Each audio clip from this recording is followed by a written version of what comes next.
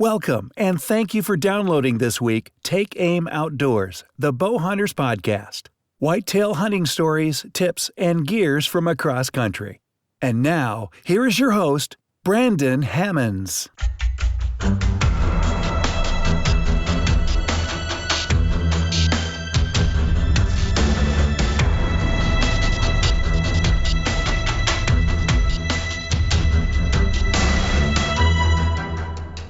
All right, boys and girls, we are live, brand new episode of Take Aim Outdoor Podcast, and excited to get another show done and out to you guys, and excited to have this lady on the phone with me today, Julie Griggs, competitive archer and host of the Bow Divas Podcast. What's up, Julie? Hey, how are you?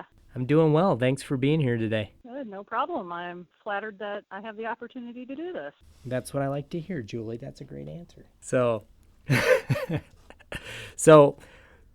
Julie is a competitive archer, and sadly, I am not versed in a lot of the stuff when it comes to the competitive side of archery. And Julie just got back from Vegas, which is one of the biggest shoots of the year. So, Julie, kind of give me the rundown on just you, how you got started in archery, and all of that good stuff, and then let's get into some of the competitive stuff. Okay. Well, several years ago, my husband Vince got into archery, and he started off with this old compound, and then somehow that evolved into traditional archery. And he was really big into that for several years, and he would always tell me, you really need to start shooting a bow. I think you'd love it. But I always came back with, well, the kids are small. They take up a lot of my time. When they get older, I will. So once the kids were old enough to look after themselves, he got a bow for me, a little, Browning Micro Adrenaline is what I started with. And my intention was to start bow hunting. I had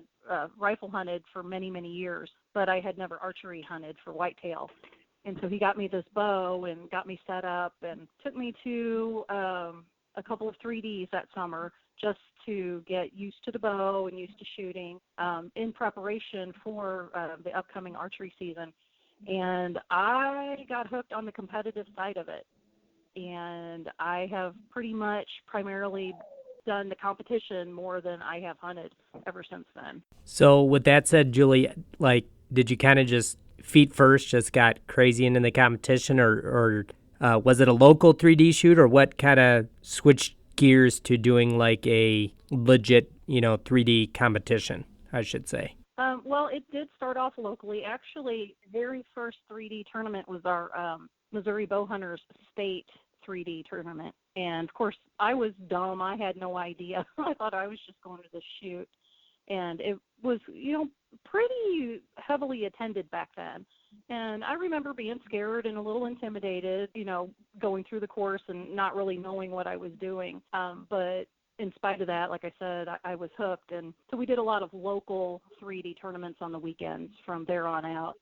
And once my interest really started to grow and my skill level started to improve, we started branching out into more regional type shoot. And our first national 3D tournament would have been the ASA at Metropolis, Illinois in 2007. And it just seems like we just keep branching out farther and farther ever since then, and have expanded to indoor competition as well.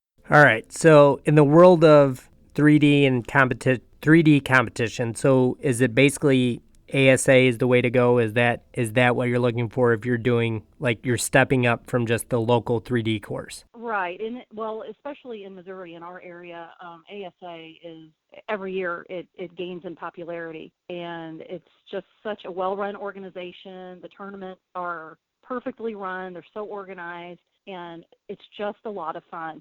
You head south because all of the tournaments are south of us. The ones that are furthest north are Paris, Texas, and Metropolis, Illinois. So the weather is usually very warm and very nice. It's dependable.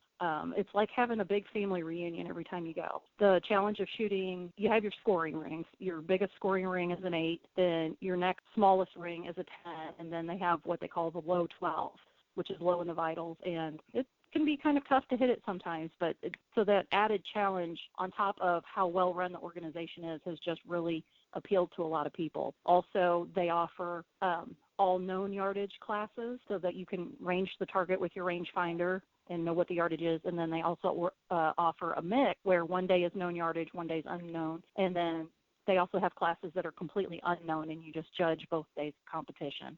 So it really has a lot of appeal for a wide range of interests and a wide range of ages, because they have classes from, little kids all the way up to super seniors. I can't really think of the exact name of the class at the moment. But anyway, a wide range of ages and a wide range of interests. Gotcha. So there's basically what you're saying, there's a class for everybody more or less. And yep.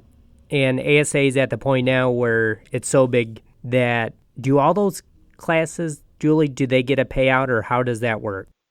The adult classes do pay out. There, I think, are certain guidelines or regulations as far as some of the youth classes and younger, but the adult classes do pay out, and they pay out first, second, and third. They also have a team shoot, usually on Thursday or Friday, or sometimes it's both Thursday and Friday, and that's a big appeal too, because amateur archers will be teamed up with a pro archer, a semi-pro archer, and they'll form a team of about 4 or 5 people. And if your team gets first or second, you get a payout for that too. So the chance to win some money is also very appealing for archers. Gotcha. So now, let's kind of fast forward. You're well into this and well versed. So how do you, just for you, Julie, how do you plan out your year? Because ASA runs almost, I don't know how.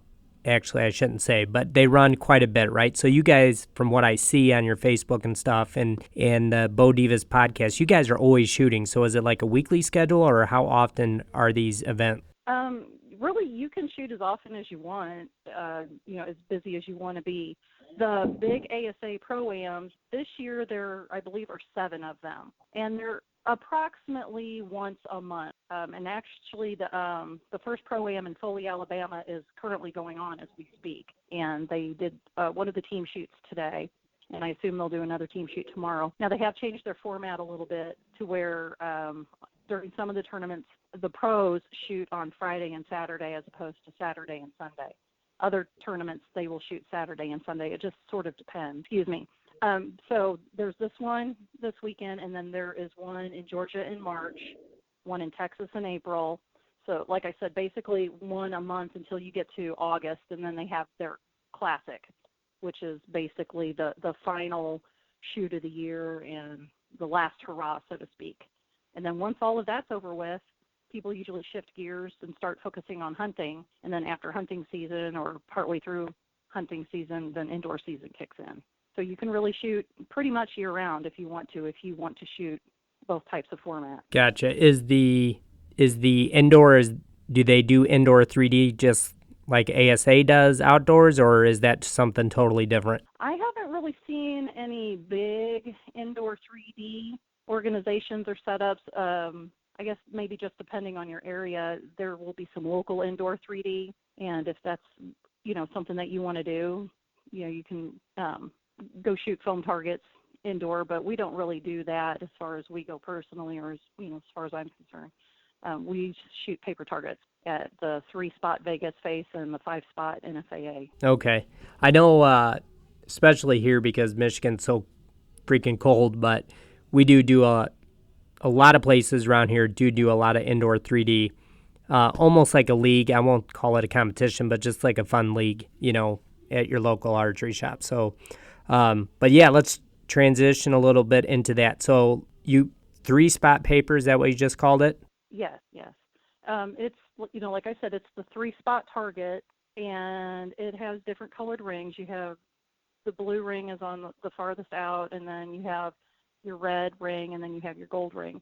And inside the gold ring is a line about size of $50, and that's considered your 10.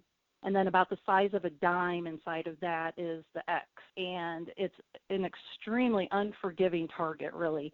The lines are thin, and the goal is to shoot a 300, and so you have to stay inside that gold 10 ring, which has thin lines, as opposed to the NFAA 5-spot where the lines are thicker, and it's only 2 colors. It's white and blue. The goal, I think the ultimate goal for any indoor competitive archer would be to shoot a perfect 300 on a Vegas face. but it is very challenging. Okay. All right. I know exactly what you're talking about. So explain the Vegas 3-spot then. Now I know you just came back from Vegas, which would be the big shoot of the year for that style of shooting, correct? Yes, yes. It's, like I said, it's the 3-spot target, and it has different colored rings. You have the blue ring is on the farthest out, and then you have your red ring, and then you have your gold ring. And inside the gold ring is a line about size of a $50, and that's considered your 10. And then about the size of a dime inside of that is the X. And it's an extremely unforgiving target, really. The lines are thin, and the goal is to shoot a 300. And so you have to stay inside that gold 10 ring, which has thin lines, as opposed to the NFAA 5-spot where the lines are thicker and it's only 2 colors, it's white and blue. The goal, I think the ultimate goal for any indoor competitive archer would be to shoot a perfect 300 on a Vegas face, but it is very challenging. And all right, so for dummy terms, how many rounds is that if I was trying to attempt a 300 on paper? Okay, well, with the Vegas round, when you shoot 3 arrows, that's called an end, and you shoot 10 ends for a total of 30 arrows. And you can score up to 30 points on each end, which would get you your 300. And then, of course, the really, really top dog pros, like this weekend in Vegas, they were shooting 330X or 329X. And it's just amazing to stand there at 20 yards and try to hit this little X, and you're lucky, you're happy just to be hitting the gold part of the target. And these pros are just pounding it in that little X over and over and over again. That's crazy. So if I step up to the line and I'm doing, my shot or watching you shoot, I would assume your 3 arrows are the 3 different round circles on the paper, right? You're not shooting the same one over and over. So single spot, depending on what class they're shooting or what division they're shooting. That is an option for some people, but most of the adult compound shoot 3-spot, and the pros all shoot 3-spot. Gotcha. So give me a little feel of Vegas and how that tournament was. I checked online, in some of the live feeds, and I was blown away, Julie, at the archers and how, I guess, just big the sport of competitive archery is gotten. It is absolutely, it blew my mind. I don't know what I saw on the line, but it looked like 200 guys at once shooting. It was crazy, but it was really cool to see it. And, I know I'm really involved on the hunting side of archery, but not so much that side. And I watched it, and it was enough to inspire me to reach out to you to talk about it, because I was just like, oh my God, man, it is just blown up. And it was really just neat to watch. And I know how hard you work, and all those guys and girls that shoot. It's just crazy how much effort goes into it. Yeah, well, thank you. Yeah, we do put a lot of work into it, a lot of tinkering, trying to get your sight picture to hold steady, basically whatever you use to aim, for it to hold steady on the target so that you can execute your shot. But there was almost 3,500 people, or just archers, there this last weekend, which was a record. They broke the record last year and then turned around and broke the record again this year. They come from all over the world. So, for example, on Sunday, I shot with 3 gentlemen. We were all on the same bail, and one of them was from Germany. So it's a really good experience as far as meeting archers from not only around the United States, but from other countries as well. And, yeah, it's just incredible to step out on the line. And they have different areas going at the same time where all of these archers are shooting. So in the room that we were in, there were probably, 200 or 300 archers on both sides of the hall shooting at the same time. It's hard to describe the feeling. It's a rush. It's cool to see other archers. It's neat to get to talk to people and meet them. Then being in Vegas on top of that, it's just crazy with, it's Vegas, just lights and crazy people out on the Strip or, down on Fremont Street, because you don't shoot the whole time. I mean, part of it is to go sightseeing and hang out with your buddies and that sort of thing. Yeah, absolutely. That's what is so cool about Vegas, no doubt. So, 2 questions, Julie. Like, do you have to qualify to get to Vegas, or how does that work?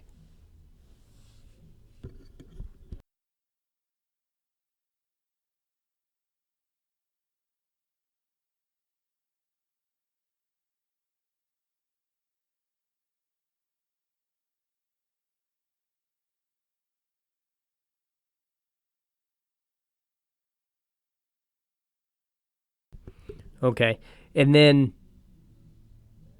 competition-wise is I don't know what you call it. So I'm in whatever class, let's say. Does everybody shoot during that time period that everybody's in that class, archery class? And then does it go by score moving on to the next round, I take it? So it's like tournament style maybe? Kind of. The first 2 days, and you will have a variety of people shooting, or a variety of classes shooting at the same time. And they will email you ahead of time what hall you're in, what bail you're on, what time you shoot. And you shoot with that group both on Friday and Saturday. And then based on your scores from Friday and Saturday, they will flight you, is what it's called, flights. And then on Sunday, you will shoot with your flight. So, for example, going in to Sunday, I was in the 13th flight, and I just happened to fall into being the number 1 slot in the 13th flight. So myself and the 3 guys below me were all on the same bail. And then the next 4 people below them would have been on the same bail, and so on and so forth. That's how it works for flights. I mean, that's what we call it, is compound flights. And the men and women all compete against each other. In a lot of the other venues, including 3D, women compete against women, men compete against men. There is no mixed gender. But in Vegas, in flights, it is ladies and gentlemen against each other. Now, when you're in the pro classes, it's a little different. You have to shoot, I mean, it's pretty much given that the male pros, the men pros, are going to shoot 900s, so a 300 each of the 3 days. And then they will go into a shoot-off, which occurs on Sunday evening. The women, it really doesn't happen as often with the women as far as having shoot-offs. Now, there was a shoot-off for second place this time. The first place winner shot a perfect 900, and then I think the second place girls shot, like a 98 or a 99. And so they tied, and they had a shoot-off to determine who was going to be second and who was going to be third. Gotcha. So flights are kind of like heats, I would call them almost. You're in this heat or that heat. Yeah. Okay. All right. Well, that's super cool. So how does the rest of your year look, and like how do you kind of schedule what you want to do? Is it just based on your time and availability for what tournaments you want to do? Pretty much. And I know you asked that earlier and you neglected to answer it. I mean, as far as we're concerned, yes, it's pretty much if we can get off work and if we can afford it. Other people are luckier than that, and they can get the time off and they have the money to do it. For this year, for indoor, Vince and I kind of basically laid out a plan of what we wanted to shoot. And I told him I wanted to go back to Vegas, and then I also wanted to shoot Nationals, which is in March. And that's 2 days of shooting the 5-spot target. And then I got the 3D bug. And Where's that at, Julie? Nationals? Yes. It is in Cincinnati, Ohio this year. It's been in Louisville, Kentucky for several years, and it's in Cincinnati this year. So it's going to be a new experience for some of us as far as going to Cincinnati. Right. Okay. But I got the 3D bug, and I really started talking to Vince about trying to figure out a way to go to Foley this weekend for the first ASA. And he looked at me and said, Alabama? Foley, Alabama, just a few Okay. miles from the Gulf, yeah. And he looked at me and said, what about the plan?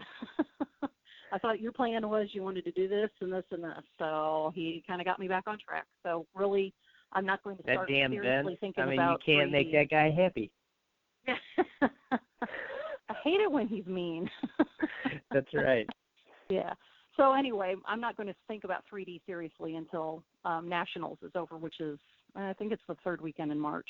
So then after that, I try to schedule the shoots I go to around my work schedule. I'm a teacher. I work at school. I work at a school, I guess, a public school in Missouri. And I try to keep as many of my days off accumulated as possible. So I take that into consideration as far as what time of the year it is and if I'm already off work for summer or not. And the plan is to go to, I think, 3 of the ASAs this year. That's cool. Let me ask this. I meant to ask this earlier, Julie. Do they have, I guess, what's the word I'm looking for? Is there a competitor to ASA, or is there another organization that does 3D shoots like that? There is IBO, which is the International Bowhunters Organization, I believe is what it stands for. Everybody just calls it IBO. And that's more of an northeastern area where the majority of their shoots are concentrated. And their scoring is a little bit different. And rather than scoring a low 12 ring, they score the center 11, which around here, the center is the 12. So there's a little bit of difference in scoring there. And I haven't been to any of the big IBO shoots, and that's something I think I would like to try sometime.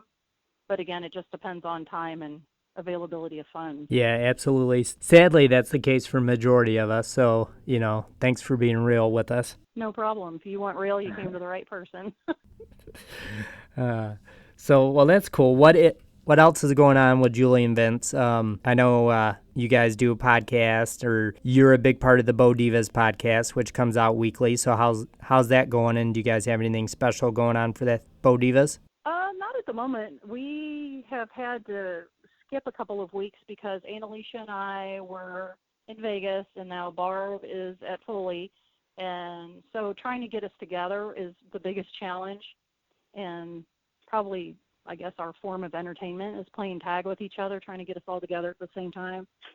We agreed when we started doing this that we would not record unless all 3 of us were there. So that's why there were, gaps in time from episode to episode, because we weren't able to get together and get it done. But as far as big projects go, we're looking at getting a real, it was through an interview, and it was just something goofy that came up, and it stuck with us because, we're goofy like that. The Diva Javelina, which a Javelina is one of the 3D targets that we shoot frequently, especially at ASA and local shoots. But Annalicia was able to talk to Reinhardt about making us a Diva Javelina pink or purple, and we're talking about having it set up at some shoots and have it as a fundraiser target. And then whatever funds are raised for that, we donate it to the Pink Arrow Project or some charitable organization. So we do have that that we're talking about, but we haven't really carried through with it just yet. Once we get us all back together, I imagine we'll talk about it in more detail. Well, that's awesome. That's really good news and very cool gesture of you ladies to do that. That would be a very fun bonus for a lot of shoots and a lot of shooters. That's really cool. So kudos to you girls. Thank you. We're trying. Like I said, it's just the 3 of us. We all work, and we all have families that we have obligations to, and just trying to coordinate our schedules. We have lots of great ideas. It's just going to be a slow process getting them all rolled out because we're having to juggle our schedules so much. No, absolutely. I understand. And even like right now, me and you are recording, I'm in the back of my business in a little closet trying to get this done. So you got to do it when you can do it. And I didn't know that you girls got together like that and that was a rule for the show. But I think that's really cool and a cool commitment for you ladies to have that. So, it always keeps the show the same, I think, and which I enjoy about your show. Thank you. Well, and I think we have good chemistry. We all knew each other before doing Bow Divas, and when Jack from the Bow Dudes kind of proposed the idea to me, they were the ones that I thought of, and I thought we're just different enough, but we share a common interest that it would make for good chemistry on the show. And I personally, I think that comes through.